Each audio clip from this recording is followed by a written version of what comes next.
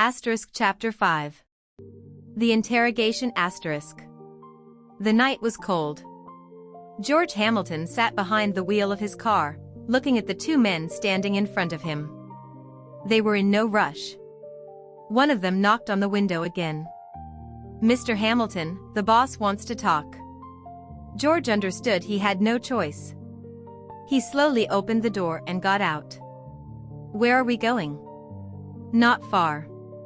No one was smiling. 20 minutes later they arrived at an old warehouse by the river. Inside, a single lamp was burning. Victor Morelli stood by a table, his hands clasped behind his back. "Mr. Hamilton." "Mr. Morelli. Have a seat." George sat down. Morelli looked at him closely. "I'm told you've been talking to the police." "Who told you that?" "That's not important right now." For several seconds no one spoke. Then George replied, "I'm not a criminal." "Neither am I," Morelli said calmly. For the first time that evening, George smirked. Morelli noticed it. And smiled too. But his eyes remained cold.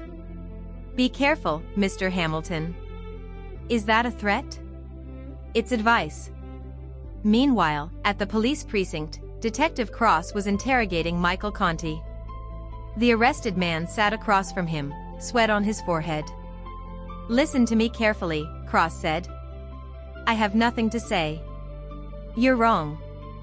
Cross placed several photographs on the table. Warehouses. Trucks. Underground bars. Conti turned pale. "We know much more than you think." "Then why do you need me?" "Because you can tell us the rest." Conti looked away. He understood he was caught between two fires. If he talked, Morelli's men would find him. If he stayed silent, prison awaited him. Late that evening, Tom Wilson appeared at the _Blue Moon again. The bar was packed. The music was playing louder than usual. But the atmosphere had changed. Everyone was talking about the war. About the explosion. About the new men from Detroit. Tom listened to every word. Suddenly, a stranger in a gray coat sat down next to him. "You Thomas Carter?" Tom tensed up. "Who's asking?" The man lit a cigarette. "There's someone who wants to meet you."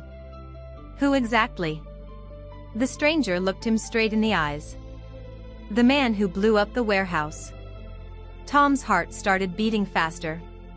This was a chance. But it could also be a trap. At the same time, in his office, Morelli received an urgent message. Frank Morris entered without knocking. "Boss." "What now?" Conti started talking.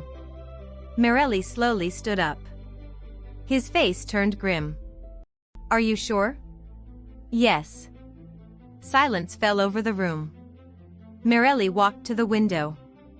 Below, the lights of nighttime Chicago shone.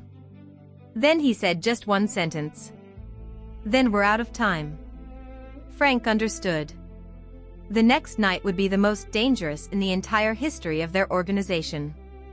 To be continued.